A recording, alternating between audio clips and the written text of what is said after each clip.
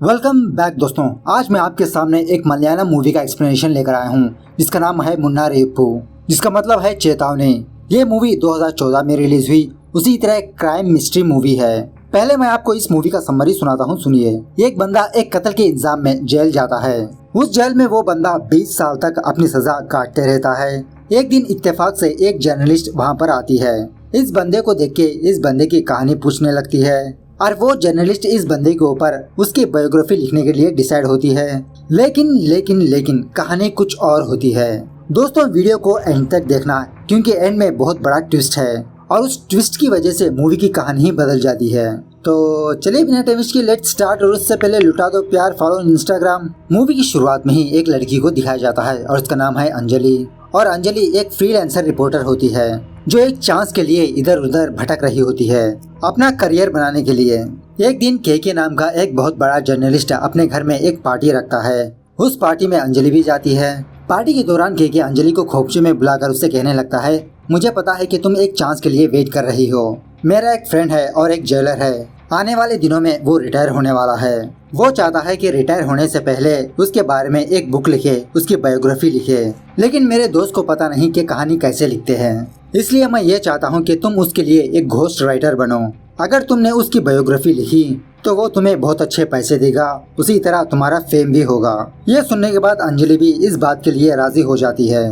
दूसरे दिन अंजलि उस जेलर से मिलने के लिए जेल जाती है और उस जेलर का नाम होता है राममूर्ति। जब अंजलि और राममूर्ति ये दोनों बुक के बारे में डिस्कस कर रहे होते हैं तभी वहाँ पर एक बंदा आता है और इसका नाम है राघवन। और अंजलि राममूर्ति से राघवन के बारे में पूछने लगती है कि किस वजह से राघवन जेल आया।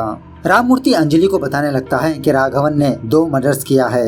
एक है उसकी वाइफ का और दूसरा उसकी सर्वेंट का। इसी बातों में राममूर्ति को फोन आता है। वो बात करने के लिए साइड में जाता है। तभी उसी वक्त राघवन अंजलि के पास आकर अंजलि से कहने लगता है, जो जेलर बोल रहा है वो झूठ है, मैंने किसी का कत्ल नहीं किया।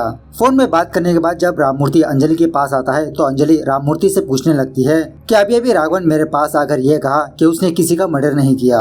यह सुनने के बाद जेलर राममूर्ति अंजलि से कहने लगता है, यहाँ पर हर एक बंदे का कहना यही होता है कि वो बेगुनाह है। लेकिन कुछ कैदी कई साल जेल में रहने के बाद वो लोग अपना जुर्म कबूल कर लेते हैं, लेकिन राघवन अभी भी अपना जुर्म कबूल नहीं करता।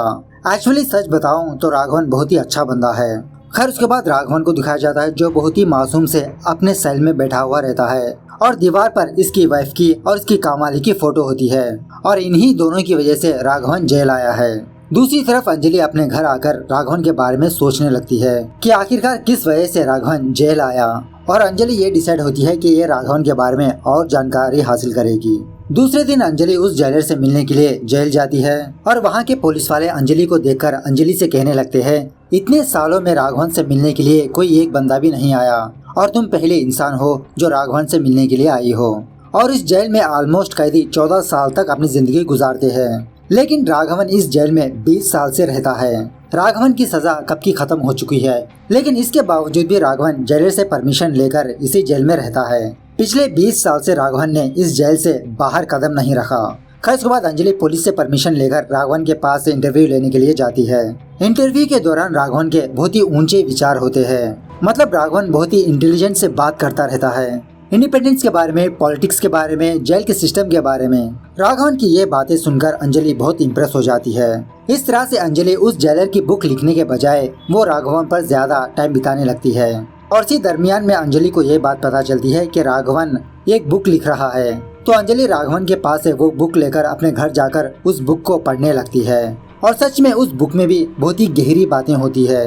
राघवन के बारे में थोड़ा बहुत जान लेने के बाद अंजलि अपने सीनियर जर्नलिस्ट के पास जाती है, राघवन के विचार सुनाने लगती है, उसके बुक के बारे में बताने लगती है। अंजलि की बातें सुनने के बाद वो सीनियर जर्नलिस्ट अंजलि से कहने लगता है कि तुम इस मौके का फायदा उठाओ, तुम राघवन का इस्तेमाल करो, राघवन के बारे में तुम एक आर्टिकल लिखो। दूसरे दिन अंजलि फिर से राघवन के पास जाती है उसके बारे में और जानकारी हासिल करने के लिए। और उसी तरह अंजलि एक न्यूज़पेपर में राघवन के केस के बारे में स्टडी करने लगती है, जहाँ से अंजलि को राघवन के लॉयर के बारे में पता चलता है जिसने राघवन का केस लड़ा था। और इसी तरह अंजलि राघवन के वाइफ के माँ के पास जाती है और इन दोनों से अंजलि को ये बात पता चलती है कि एक दिन अचानक से राघवन की वाइफ की मौत हो गई और कुछ दिनों बाद उसी तरीके से राघवन की सर्वेंट की मौत हो गई, जिसकी वजह से पुलिस राघवन पर शक करते हुए उसे जेल भेज दिया, उसे अरेस्ट कर लिया। खैर, और थोड़ा जानकारी हासिल करने के बाद अंजलि राघवन के विचार के बारे में और उसके बुक के बारे में एक आर्टिकल लिखती है और उस आर्टिकल को पब्लिश भी करती है। धीरे धीरे उस आर्टिकल को ज्यादा से ज्यादा लोग पढ़ने लगते हैं, जिसकी वजह से लोग राघवन के बारे में जानने लगते हैं और उसी तरह अंजलि को बहुत अच्छा नाम भी आता है। और उसी तरह लोगों के मन में ये सवाल पैदा होता है कि इतना इंटेलिजेंट बंदा आखिरकार जेल में क्या कर रहा है, क्या सच में राघवन ने 2 मर्डर्स किया? इस तरह से लोगों के अंदर एक क्यूरियोसिटी पैदा होने लगती है। एक दिन ये आर्टिकल वो जेलर भी देखता है और अंजलि को बुलाकर उसे डांटने लगता है, मैंने तुम्हें यहाँ पर मेरे बारे में बुक लिखने के लिए बुलाया था, ना कि राघवन के बारे में। इस तरह से वो जेलर राममूर्ति जेलस होने लगता है और इसी तरह राममूर्ति अंजलि से कहने लगता है, तुम किसी भी तरह करके फौरन मेरी बुक कंप्लीट करो। दूसरे दिन वो जेलर राघवन को बुलाकर कहने लगता है, आज के बाद से तुम जेल में रहने की जरूरत नहीं है, तुम्हारे पेपर्स रेडी कर रहा हूँ, तुम फौरन यहाँ से चले जाओ, अब तो तुम बहुत बड़े आदमी बन चुके हो। खैर, अंजलि का ये आर्टिकल हिट होने की वजह से अंजलि को काफी सारे ऑफर्स आने लगते हैं और इसी दरमियान में राजीव नाम का एक पब्लिशर मुंबई से अंजलि को कॉल करता है और अंजलि के आर्टिकल के बारे में तारीफ करने लगता है और इसी तरह अंजलि से कहने लगता है, सारे लोग आप ही के आर्टिकल के बारे में डिस्कस कर रहे हैं, मैं चाहता हूँ कि राघवन के बारे में एक बुक पब्लिश हो, अगर आपको इंटरेस्ट हो तो मैं उस बुक को पब्लिश भी कर सकता हूँ। तो अंजलि भी इस बात के लिए राजी हो जाती है। कुछ दिनों बाद अंजलि मुंबई जाती है राजीव से मिलने के लिए। यहाँ आने के बाद राजीव अंजलि से कहने लगता है, अगर राघव ने मलयालम में बुक लिखा तो हम उस बुक को इंग्लिश में ट्रांसलेट करेंगे और उसी तरह हमारी बुक को एक डेडलाइन होगी। इस दरमियान में आपको वो बुक कंप्लीट करके पहली कॉपी हमें सबमिट करना होगा और मैं चाहता हूँ इस बार उस बुक में राघवन की लाइफ के बारे में बताया जाए। लोगों में यही क्रेज है कि आखिरकार राघवन कौन है, वो जेल क्यों आया, उसकी लाइफ के बारे में लोग जानना चाहते हैं। अगर ये सारा सब कुछ सही हो जाए तो मेरे बॉस आपसे बात करेंगे। इसी दरमियान में वो जेलर राघवन के पेपर्स को रेडी करके इस जेल से बाहर जाने के लिए कहता है। राघवन जाते जाते उन दोनों फोटोज को अपने साथ ले जाता है। इस तरह से राघवन 20 साल के बाद उस जेल से बाहर कदम रखता है। अब चूंकि राघवन की जिम्मेदारी अंजलि पर होती है, अंजलि राघवन को एक घर दिखाती है रहने के लिए और इसी तरह खाने पीने का सामान देकर राघवन से कहने लगती है कि तुम इस रूम से बाहर आने की जरूरत नहीं है, तुम अपना सारा टाइम बुक लिखने में बिता दो, हमें फौरन इस बुक को कंप्लीट करना होगा। तुम्हारे जिंदगी में जो कुछ भी हुआ वो सारा सब कुछ किताब में भर दो। और यहाँ आने के बाद राघवन सेम फीलिंग महसूस करने लगता है। मतलब राघवन जेल में भी 4 दीवारों के बीच में था और यहाँ पर भी 4 दीवारों के बीच में ही है। खैर, इसी दरमियान में राघवन अनिल नाम के एक लड़के से दोस्ती कर लेता है, जिसकी वजह से राघवन अपनी बुक को लिखने में इंटरेस्ट नहीं दिखाता। दूसरी तरफ वो जेलर अंजलि पर प्रेशर करने लगता है कि मेरी बुक कहाँ तक आई, क्या तुमने मेरी बुक को कंप्लीट कर दिया। और इसी तरह अंजलि हर रोज राघवन के पास जाकर उसके पेपर्स चेक करने लगती है कि राघवन ने कुछ लिखा है या नहीं, लेकिन अंजलि को खाली पेपर्स ही नजर आते हैं।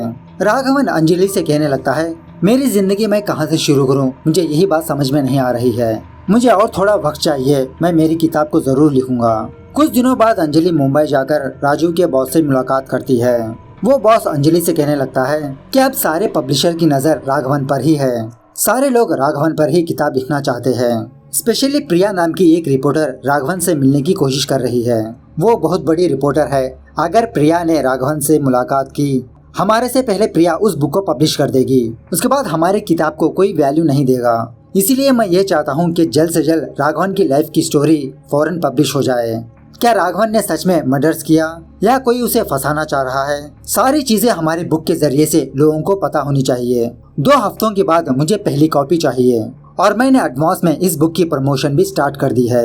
यह सुनने के बाद अंजलि बॉस से कहने लगती है, आप फिक्र मत कीजिए, डेडलाइन होने से पहले मैं आपको फर्स्ट कॉपी सबमिट करूंगी और दूसरे रिपोर्टर से राघवन को मिल नहीं सकते क्योंकि मैंने राघवन को किसी सेफ जगह पर छुपा के रखा है। लेकिन राघवन उस लड़के के साथ मिलकर इधर उधर घूम रहा होता है, वो अपने किताब पर फोकस नहीं कर रहा होता। जब वापस अंजलि राघवन के पास आती है तो उस वक्त भी राघवन ने एक वर्ड भी लिखा नहीं होता। ये देखकर अंजलि राघवन को डेडलाइन के बारे में बताने लगती है।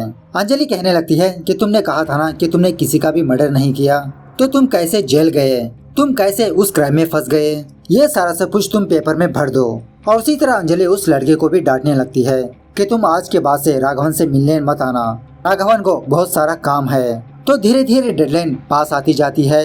राजू अंजलि को कॉल करते रहता है, लेकिन अंजलि राजू के फोन को आंसर नहीं देती। एक दिन राघवन ऐसे ही घूमने के लिए बाहर आता है तो एक बंदा राघवन को देख के उसे पहचान लेता है और उसे कहने लगता है, सर मैं आपका बहुत बड़ा फैन हूँ, मैंने आपका आर्टिकल पढ़ा, बहुत ही मस्त है। ऐसा कहते हुए वो बंदा राघवन को एक बार ले जाता है उसे ट्रीट देने के लिए। और इसी बातों ही बातों में एक बंदा राघवन से ये सवाल करने लगता है कि आखिरकार आपने वो मर्डर क्यों किया। यह सुनने के बाद राघवन को बहुत गुस्सा आता है और इन तीनों से कहने लगता है कि मैंने किसी का मर्डर नहीं किया। ऐसा कहकर राघवन गुस्से में वहाँ से चला जाता है। दूसरे दिन खुद राजीव मुंबई से केरला आता है अंजलि से मिलने के लिए, क्योंकि अंजलि राजीव का फोन का आंसर नहीं दे रही होती। और अंजलि से कहने लगता है, आपको पता है ना कि बुक की फर्स्ट कॉपी सबमिट करने में सिर्फ अब 6 दिन बाकी है। अगर आपने ऐसा नहीं किया तो आप लीगल इश्यू में फंस सकती है। तभी फौरन अंजलि गुस्से में आकर अपनी फ्रेंड को लेकर राघवन के पास जाती है और उस वक्त भी राघवन ने एक वर्ड भी लिखा नहीं होता। राघवन को डांटने लगती है कि तुम्हारे भरोसे पे मैंने एग्रीमेंट पर साइन किया, लेकिन तुम तो यहाँ पर फ्री का खाना खाकर एंजॉय कर रहे हो। अब सिर्फ तुम्हारे पास 6 दिन बाकी है, हमें जल्द से जल्द बुक की पहली कॉपी सबमिट करना होगा, प्लीज तुम कुछ न कुछ लिखो। ऐसा 2-4 बातें करने के बाद अंजलि वहाँ से चली जाती है। अंजलि जाने के बाद राघवन उन दोनों फोटोज को लेकर बहुत गंभीर से सोचने लगता है। दूसरे दिन मुंबई से प्रिया नाम की एक रिपोर्टर राघवन का पता करके राघवन के पास आती है। तभी उसी वक्त वहाँ पर अंजलि भी आती है और प्रिया से कहने लगती है कि आप राघवन से नहीं मिल सकती, राघवन का और मेरा एक कॉन्ट्रैक्ट है, वो किसी से भी नहीं मिल सकता। यह सुनने के बाद प्रिया वहाँ से चली जाती है। यह देखने के बाद अंजलि राघवन को एक छोटे से गांव में लाती है, क्योंकि अब राघवन का पता कुछ लोगों को पता चल चुका है। डे बाय डे कोई ना कोई जरूर वहाँ पर आता होगा। और राघवन को एक छोटा सा घर दिखाकर अंजलि कहने लगती है, यहाँ पर तुमसे मिलने के लिए कोई भी नहीं आएगा, अब तुम्हारे पास सिर्फ 3 दिन बाकी है, कुछ ना कुछ लिखो। ऐसा कहकर अंजलि वहाँ से चली जाती है। लेकिन राघवन को कुछ भी समझ में नहीं आता कि इसकी लाइफ के बारे में कहाँ से स्टार्ट करे, कैसे लिखे। इसी के बारे में राघवन सोचते रहता है। दूसरी तरफ अंजलि पर प्रेशर पड़ने लगता है, क्योंकि डेडलाइन करीब में है। दूसरे दिन अंजलि राघवन के पास जाती है, लेकिन उस वक्त भी राघवन कुछ भी लिखा नहीं होता। यह देखने के बाद अंजलि राघवन से कहने लगती है कि मैंने तुम पर बेवजह भरोसा किया, यही मेरी सबसे बड़ी गलती है, तुम्हारी वजह से मुझे कुछ भी फायदा नहीं हुआ। तुमको कहाँ पर ड्रॉप करना होगा ये बता दो, मैं वहाँ पर ड्रॉप कर दूंगी, यहाँ पर तुम्हें रहने की जरूरत नहीं है, यहाँ से तुम जा सकते हो। यह सुनने के बाद राघवन एक छोटी सी स्माइल देकर अंजलि से कहने लगता है, मैं समझा था कि तुम कल ही आओगी, लेकिन तुम कल नहीं आई। ऐसा कहते हुए राघवन कुछ पेपर्स अंजलि को देता है। मतलब राघवन ने कब का अपनी लाइफ की कहानी लिख चुका होता है।